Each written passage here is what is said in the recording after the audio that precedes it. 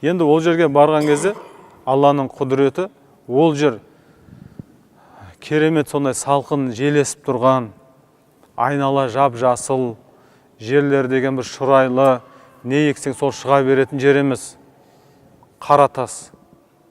Екі шаһарда қара тастың ортасында тұр. Кейбір деректерде Мекке 12.000 шағын таудың арасында деп айтылады.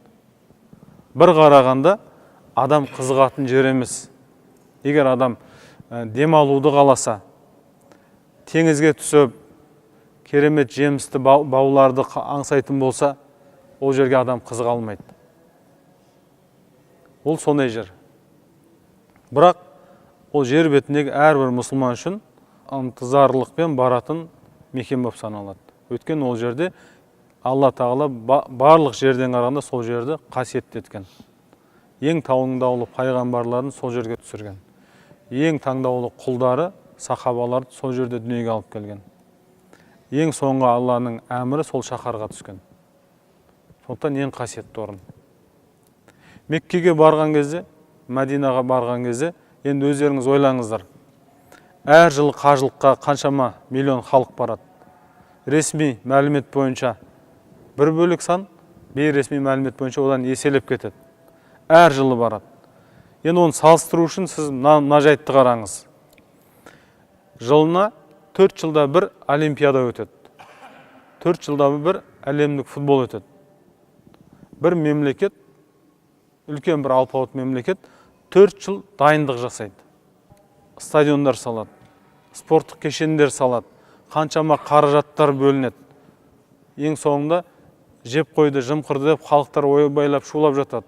Мынаның баршасында жасап жатқан кешендер бізге пайдасы жоқ. Біздің елдің қорын, бюджетін жеп бара жатыр, біздің жағдайымыз нашарлап бара жатыр деп шулап жатқан қаншама халық.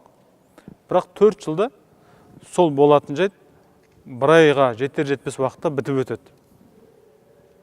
Ал Меккеде қажылықта жыл сайын 11 айдан кейін қажылық бастала береді. Оған умраны қосыңыз енді. Умра. Қажылық айы бітеді, 1-2 айға жабат, барын ретке келтіріп, умраға қайтып ашып жібереді. Храмда қажылықта жүрген кезде, бұл енді басқа адамдарға үлгі болатын жайт, мұсылманның, исламның қаншалықты бейбітшілдік екендігін көрсететін жайттар бар. Ихрамда жүрген кезде, қажылықтың негізгі уақыты басталған кезде, мұсылман, сол қажылықтағы адам, ол денесін шаққан масаны өлтіруге болмайды. Сол бөлмесіне жүрген құрт құмырсқаға тиісуге болмайды. Өсіп тұрған ағашты сындыруға болмайды. Яғни сол тыйым салынған аумақтың ішінде ең бейбіт жан сол болу керек. Егер бір жәндікті өлтіретін болса, немесе бір нәрсені сындыратын болса, оның өтеуі бар.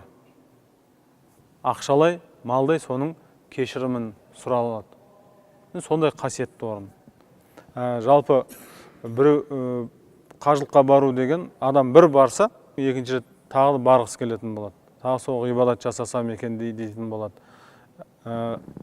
Мәселен, сол ғибадаттарды мүмкіндігі бола тұра жасамау, ол үлкен күнә екендігі осы жерде айтылады.